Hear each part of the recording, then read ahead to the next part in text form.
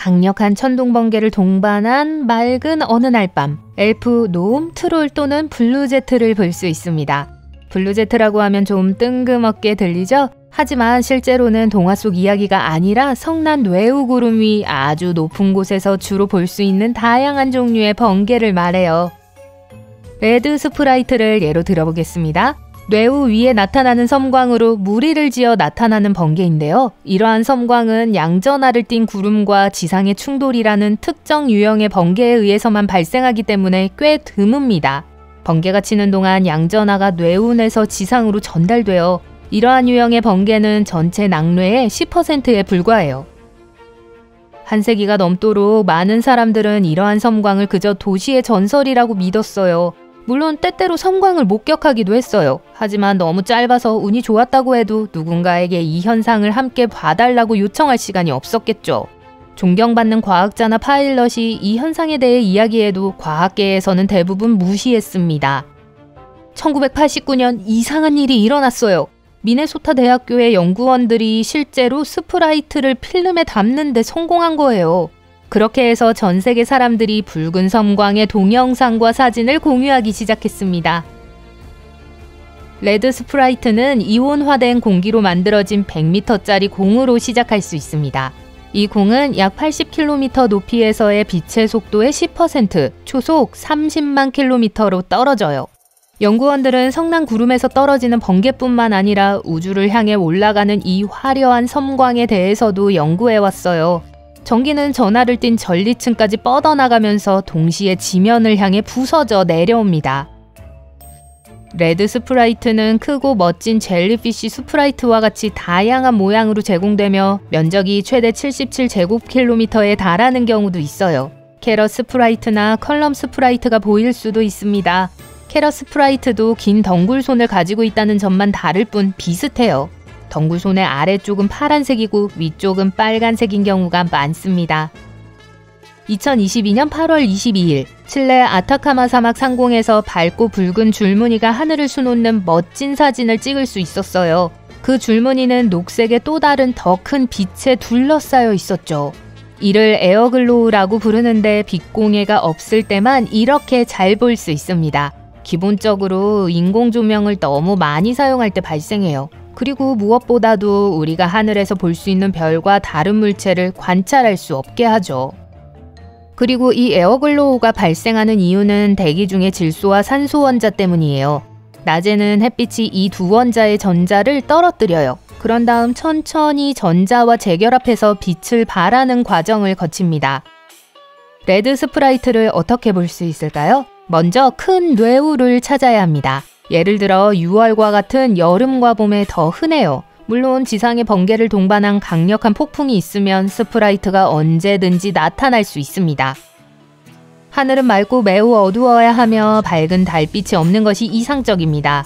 그리고 폭풍은 160에서 322km 정도 떨어져 있어야 해요. 이렇게 하면 구름이 하늘을 가리지 않아 시야가 더 잘 확보됩니다.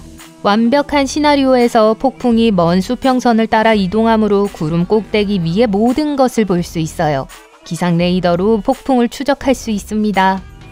눈이 주변의 어둠에 적응할 시간이 필요하니 약 20에서 30분 정도 시간을 주세요. 눈을 구름 위에 두고 구름을 직접 보지 않도록 하세요. 번개는 무시하시고요. 번개가 200번 칠 때마다 스프라이트가 한 번씩 튀어나와요. 번개를 카메라에 담는다는 건 쉽지 않으니까 기대하지 마세요. 하지만 그 경치 자체는 기다릴 만한 가치가 있을 거예요. 이와 유사한 화려한 이벤트는 일시적인 발광 이벤트의 약자인 TLE라고 합니다. 블루제트도 언급할 만하죠. 블루제트는 강력한 우박이 쏟아질 때 매우 빠른 속도로 연기를 뿜어내는 희미한 파란색 빛입니다. 이 역시 매우 드물게 발생하는데 대부분의 경우 비행기에서만 볼 수 있어요. 이제 동화 속 생명체들을 만나보세요. 번개 섬광에 대해 이야기하자면 엘프는 대기권에서 약 97km 높이에서 볼 수 있는 희미한 빛의 짧은 원반입니다. 영어 약어로 엘프고요. 정식 명칭은 전자기 펄스 소스로 인한 빛의 방출 및 매우 낮은 주파수 섭동입니다. 네, 그냥 엘프라고 부르는 게 좋겠네요. 트롤로 넘어갈게요. 트롤은 매우 강력한 레드 스프라이트가 번쩍인 후 구름 꼭대기 근처에 나타나는 붉은색 점입니다. 노움은 가장 작고 빠른 섬광입니다. 큰 뇌우의 엠빌 꼭대기에서 번쩍이는 작은 흰색 빗줄기를 말해요. 엠빌은 격렬한 폭풍의 꼭대기에서 볼 수 있는 길쭉한 구름입니다. 상층 바람과 함께 아래로 퍼지죠. 그리고 노움은 단 1마이크로초 동안만 지속됩니다. 그리고 이것도 보세요. 공 번개는 골프공만큼 크거나 매우 큰 비치볼까지 자랄 수 있는 불타는 구슬 모양을 하고 있습니다. 노란색, 빨간색, 흰색, 주황색, 녹색 또는 보라색일 수 있어요. 번개는 몇 초, 때로는 몇 분 동안 살아있을 수 있습니다. 수세기 동안 많은 사람들이 공 번개를 본 경험에 대해 이야기해왔고 때로는 집안으로 번개가 떠다니기도 했어요. 하지만 이러한 현상은 예측할 수 없으며 매우 드물게 발생합니다. 과학자들은 실험실에서 공번개를 재현하거나 적어도 이와 매우 유사한 것을 재현하는 데 성공했어요. 그들은 공번개가 땅에 떨어진 후에 나타난다는 것을 깨달았습니다. 그러면 토양의 광물 알갱이가 증발해요.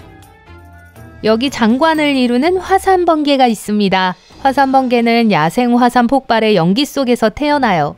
다른 뇌우와 마찬가지로 화산번개는 지구대기에 정전기가 쌓일 때 형성돼요. 그런 다음 번개 모양으로 방출되죠. 과학자들은 전체 메커니즘을 이해하지는 못하지만 충전과 관련이 있다고 생각합니다. 예를 들어 얼음 충전은 뇌우를 형성하는 원인이 되어 얼음 충전은 화산 폭발 시 번개를 생성하는 데도 중요한 역할을 합니다. 화산 폭발로 가열된 공기가 하늘로 올라가 차가운 공기와 만날 때 발생하는데요. 분출에서 나온 물은 얼음 입자로 변하고 이 입자들이 서로 부딪히면 일부 전자가 떨어져 나갑니다. 이제 더 많은 양전하를 띠게 된 얼음 입자들은 하늘로 더 높이 올라가 서로 모이게 돼요. 또는 화산 번개를 일으키는 또 다른 원인인 마찰 충전일 수도 있습니다. 작은 얼음 입자가 충돌할 때 얼음 충전이 일어나는 것과 마찬가지로 화산재와 암석 조각이 충돌해서 전기를 띤 이온을 생성해요.